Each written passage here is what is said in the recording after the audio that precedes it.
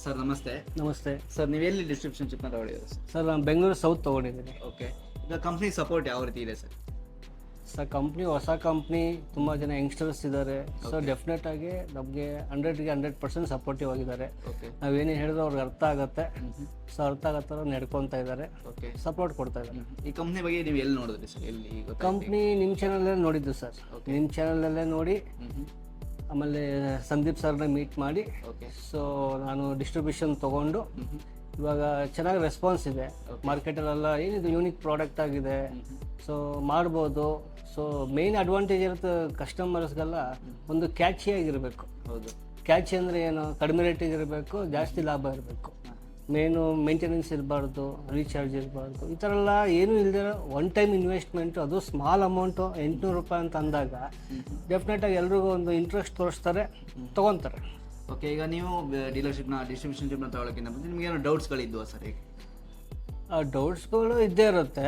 So sir ಹೇಳಿದ್ದು ಅದನ್ನೇ ಒಂದು ವಿಡಿಯೋ ನಿಮ್ಮ ಚಾನಲಲ್ಲೇ, ದಯವಿಟ್ಟು ಆಫೀಸ್ ಬನ್ನಿ, ಆಫೀಸ್ ಬಂದು ವಿಷಯ ತಿಳ್ಕೊಳ್ಳಿ, ಆಮೇಲೆ ಡಿಸೈಡ್ ಮಾಡಿ ಅಂತ. ಓಕೆ. ಸೊ ಅದೊಂದು ಮಾತಿಗೆ ಬಂದೆ. ಸೊ ನೋಡಿದೆ, ಪ್ರಾಡಕ್ಟು ತುಂಬ ಸಿಂಪಲ್ ಆಗಿತ್ತು, ಈಸಿ ಇತ್ತು, ಎಲ್ಲರೂ ಸಪೋರ್ಟಿವ್ ಆಗಿದ್ದರು. ಸೊ ನಾನು ಕೂಡ ಇವಾಗ ಆಚೆ ಕಡೆ ಎಲ್ಲ ಕಡೆ ಬರೀ ಫುಡ್ ಪ್ರಾಡಕ್ಟ್ಸ್, ಹರ್ಬಲ್ ಪ್ರಾಡಕ್ಟ್ಸೇ ಇದೆ. ಈ ಜನ ಒಂಥರ ಹುಚ್ಚಿಡ್ಬಿಟ್ಟಿದೆ. ಯಾರೋ ಕೆಲಸ ಅಂದಾಗ ಬರೀ ಫುಡ್ ಪ್ರಾಡಕ್ಟ್ಸ್ ಬಗ್ಗೆ ಮಾತಾಡಿದ್ರೆ ಬೇಜಾರಾಗುತ್ತೆ ಅವ್ರಿಗೆ. ಇದು ಒಂಥರ, ಯಾಕಂದರೆ ಇವಾಗ ಭೂಮಿ ನಿಂತಿರೋದೇ ಒಂದು ಮಾರ್ಕೆಟಿಂಗ್ ಮೇಲೆ. ಏನೇ ಮಾಡಿದ್ರು ಕೂಡ ಒಂದು ಮಾರ್ಕೆಟಿಂಗ್ ಇಲ್ಲ ಅಂದರೆ, ಇವಾಗ ಸೀರಿಯಲ್ ಆಗಿರ್ಬೋದು, ಬಿಗ್ ಬಾಸ್ ಆಗಿರ್ಬೋದು, ಫಿಲಮ್ ಆಗಿರ್ಬೋದು, ಇವಾಗ ಅದಕ್ಕೆಲ್ಲ ಬೇಕಾದ ಮಾರ್ಕೆಟಿಂಗ್ ಪ್ರಾಡಕ್ಟ್ ಏನು? Visiting card. Sir digital visiting card ಅಂದಾಗ ಎಷ್ಟು ನಾವು ಒಂದು 3 ತಿಂಗಳು 4 ತಿಂಗಳಿಗೂ ಕೂಡ ಕಾರ್ಡ್ ಖಾಲಿ ಆಗ್ತಾ ಇರುತ್ತೆ. 500 ರೂಪಾಯಿ 1000 ರೂಪಾಯಿ ಕೊಡ್ತಾ ಇರಬೇಕು. ಇದು ಹಂಗಲ್ಲ. ಇದು ಇವಾಗ 800 ರೂಪಾಯಿಗೆ ನಾವು 2 ಪ್ರಾಡಕ್ಟ್ ಕೊಡ್ತಾ ಇದ್ದೀವಿ ಅಂದರೆ ಇಟ್ ಈಸ್ ಗ್ರೇಟ್ ಅಲ್ವಾ? ನಾವು ಆನ್ಲೈನಲ್ಲಿ ನೀವು ಡಿಜಿಟಲ್ ಕಾರ್ಡ್ಗೆ 1200 ರೂಪಾಯಿ ಇದೆ ಅಲ್ವಾ? ನಾವು ಮನೆಗೆ ಹೋಗಿ ಸರ್ವಿಸ್ ಕೊಡ್ತಾ ಇದ್ದೀವಿ, 800 ರೂಪಾಯಿ 2 ಪ್ರಾಡಕ್ಟ್ ಕೊಡ್ತಾ ಇದ್ದೀವಿ. ಸರಿನಾ? It is great actually. ಹೌದು. ಈಗ ನೀವು ಮಂತ್ಲಿ ಎಷ್ಟು ಇನ್ಕಮ್ನ ಗಳಿಸ್ತಾ ಇದ್ದೀರಾ ಸರ್? ಸರ್ ಮಂತ್ಲಿ ನಾನು 50,000 ರೂಪಾಯಿ ಬರ್ತಾ ಇದೆ. ಓಕೆ. ಎಷ್ಟು ಟೈಮ್ ಆಯಿತು ಸರ್ ಶುರು ಮಾಡಿ? ನಾನು ಶುರುವಾಗಿ 2 ತಿಂಗಳಾಯಿತು. 2 ತಿಂಗಳಾಯಿತು. ಮಾರ್ಕೆಟಿಂಗ್ ಸಪೋರ್ಟ್ ಕಂಪ್ನಿ ಮಾಡ್ತಾ ಸರ್? ಹೇಗೆ ನಿಮಗೆ? ಖಂಡಿತ ಮಾರ್ಕೆಟಿಂಗ್ ಸಪೋರ್ಟ್ ಇಲ್ಲಾಂದರೆ ನಾವೇನು ಒಬ್ಬರೇ ಏನು ಮಾಡೋಕ್ಕಾಗಲ್ಲ. ಯಾಕೆ ನಾವಿರೋದೇ ಹೊಸ ಇದಕ್ಕೆ ಬಂದಿದ್ದೀವಿ, ಹೊಸ ಸಿಸ್ಟಮ್ಗೆ. ಹೌದು. ಸೊ ಹಾಗಾಗಿ ಖಂಡಿತ ನಡೀತದೆ. ಈಗ ನಿಮ್ಮ ರೀತಿಯೇ ಬಿಸ್ನೆಸ್ನ ಮಾಡಬೇಕು ಅಂತ ಇರೋರಿಗೆ ನೀವು ಏನು ಹೇಳಕ್ಕೆ ಇಷ್ಟಪಡ್ತೀರಾ ಸರ್? ಸರ್ ಇಲ್ಲಿ ಬರಬೇಕು ಅಂದರೆ ಅವರು ಒಂದು ಫ್ರೆಶ್ ಮೈಂಡಲ್ಲಿ ಬರಬೇಕು. ಫ್ರೆಶ್ ಮೈಂಡಲ್ಲಿ ಬಂದು ಪ್ರಾಡಕ್ಟ್ನ ಅರ್ಥ ಮಾಡ್ಕೊಂಡು ಅವರೇ ಪ್ರಾಡಕ್ಟಾಗಿ ಪ್ರಾಡಕ್ಟ್ನ ಅರ್ಪಿಸಿದಾಗ ಕಸ್ಟಮರ್ಸ್ಗೆ ಡೆಫಿನೆಟಾಗಿ ಇದು ಚಿಕ್ಕ ವಿಷಯ ಅಲ್ವೇ ಅಲ್ಲ ಇದು. ಓಕೆ. ಸರಿನಾ?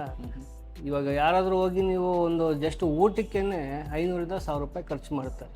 ಸರ್ ಇದು ನಾವು ಇದನ್ನು ಲೈಫ್ ಟೈಮ್ ಪ್ರಾಡಕ್ಟು ಬರೀ 800 ರೂಪಾಯಿ ಕೊಡ್ತಾ ಇದ್ದೀವಿ ಅಂದರೆ ಖಂಡಿತವಾಗ್ಲೂ ಅವ್ರದ್ದು ಮಿನಿಮಮ್ ಅವರು 2,000ರಿಂದ 5,000 ಆರಾಮಾಗಿ ದುಡಿಬೋದು. ಓಕೆ. ಈಗ ನಿಮ್ಮ ರೀತಿಯೇ ಯಾರು ಬಿಸ್ನೆಸ್ನ ಮಾಡ್ಕೊಳ್ಬೋದಾ ಸರ್? ಈಗ ಮಾಡಲೇಬೇಕು. ಯಾರಿಗೆ ರಿಯಲ್ ಲೈಫಲ್ಲಿ ಕಮಿಟ್ಮೆಂಟ್ ಇದೆ, ಒಂದು ಚಾಲೆಂಜ್ ಇದೆ, ಸರಿನಾ? ಮತ್ತೆ ಯಾರ್ಯಾರು ಬೇರೆಯವರೆಲ್ಲ ಬಿದ್ದಿರೋ ಮಾರ್ಕೆಟ್ಗೆ ಹೋಗಿ ಬಿದ್ದು ಮತ್ತೆ ಈಜಾಡಿ ದಡಕ್ಕೆ ಬರೋಕ್ಕಾಗದೆ ಒದ್ದಾಡ್ತಾರೆ. ಸೊ ಹಂಗಿದ್ದಾಗ ಈ ಹೊಸ ಪ್ರಾಡಕ್ಟ್ ಬಂದಾಗ ಇಮ್ಮಿಡಿಯೇಟ್ ಕ್ಯಾಚ್ ಮಾಡ್ಕೊಂಡ್ಬಿಡ್ಬೇಕು. ಕೆಲವು ಡಿಲೇ ಮಾಡ್ತಾರೆ. ನಾನು 1 ತಿಂಗಳು ಡಿಲೇ ಮಾಡಿದೆ. ನನ್ನ ಮನೆ ಹತ್ರ ಇದ್ದಿದ್ದು ಮಾರ್ಕೆಟ್ ಹೋಯ್ತು. 1 ತಿಂಗಳು ವೆಯ್ಟ್ ಮಾಡಿದ್ದಕ್ಕೆ ಇನ್ನೊಬ್ರು ತೊಗೊಂಡ್ರು. ಸೊ ಇವಾಗ ಬೇರೆ ಏರಿಯಾದಲ್ಲಿ ಮಾಡ್ತೇನೆ, ಅಲ್ಲೂ ಕೂಡ ಸಕ್ಸಸ್ ಸಿಗ್ತಾ ಇದೆ. ಸೊ ಹಂಗಿದ್ದಾಗ ಅವಕಾಶ ಬಂದಾಗ ತೊಗೊಂಡ್ಬಿಡ್ಬೇಕು. ಆಮೇಲೆ ಅವಕಾಶ ಹುಡ್ಕೊಂಡು ಹೋದಾಗ ಸಿಗಲ್ಲ.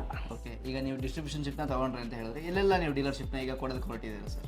ಸರ್ ನಂದು ಬೆಂಗಳೂರು ಸೌತ್ ಬರುತ್ತೆ. ಓಕೆ. ಸೌತ್ ಅಂದರೆ ಮೇಯ್ನ್ ಬಂದು Basavanagudi, Jayanagar, JP Nagar, Bannerghatta road, HSR layout, Bommanahalli, ಆನೇಕಲ್ವರೆಗೂ ಇದೆ. ಓಕೆ. ಅಲ್ಲೆಲ್ಲ ನೀವು ಕೊಡ್ಬೋದಲ್ವಾ? ಹೌದು, ಖಂಡಿತ. ಓಕೆ. ಈಗ ಒಂದು ಜಿಲ್ಲೆಯಲ್ಲಿ ಡಿಸ್ಟ್ರಿಬ್ಯೂಷನ್ಶಿಪ್ನ ತೊಗೊಂಡಿದ್ದಾರೆ ಅಂದರೆ ಅಲ್ಲಿ ಆ ಜಿಲ್ಲೆಗೆ ಅವರೇ ಕೊಡಬೇಕಾಗುತ್ತೆ ಅಥವಾ ಕಂಪ್ನಿಯಿಂದ ಕೊಡ್ತಾರೆ? ಯಾವ ರೀತಿ ಸರ್?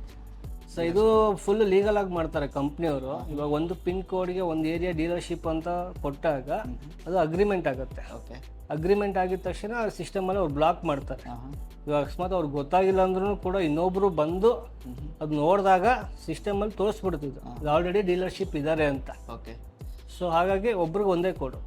ಈಗ ಬಸವನಗುಡಿ ಅಂತ ಹೇಳಿದ್ರೆ ಬಸವನಗುಡಿಗೆ ನೀವು QR ಕೋಡ್ನ ನೀವೇ ಕೊಡಬೇಕಾ ಅಥವಾ ಕಂಪ್ನಿಯವ್ರು ಕೊಡುತ್ತೆ? ಹೇಗೆ? ಇವಾಗ ಡಿಸ್ಟ್ರಿಬ್ಯೂಷನ್ ನಮ್ಗೆ ಕೊಟ್ಟಿರ್ತಾರೆ, ನಾವು ನಮ್ಮ ಏರಿಯಾಗೆ ನಾವು ಡಿಸ್ಟ್ರಿಬ್ಯೂಟ್ ಮಾಡಿ ನೀವೇ ಕೊಡ್ಬೋದು, ನೀವೇ ಕೊಡಬೇಕಾಗುತ್ತೆ. ಆ ಕಂಪ್ನಿ ಡೈರೆಕ್ಟಾಗಿ ಅವ್ರಿಗೆ ಏನು ಕೊಡೋದು ಆ ರೀತಿ ಏನಿರಲ್ಲ ಅಲ್ವಾ? ಆ ಥರ ಏನಿರಲ್ಲ. ಓಕೆ. ನಮಗೆ ಸ್ವಾತಂತ್ರ್ಯ ಕೊಟ್ಟಿದ್ದಾರೆ, ಆ ಸ್ವಾತಂತ್ರ್ಯನ ಒಳ್ಳೆ ರೀತಿ ಉಪಯೋಗಿಸ್ಕೋಬೇಕಷ್ಟೇ. ಓಕೆ, ತುಂಬಾ ಚೆನ್ನಾಗಿ ಮಾಹಿತಿ ತಿಳಿಸ್ಕೊಟ್ರಿ. Thank you sir. Thank you sir, ನಮಸ್ತೆ.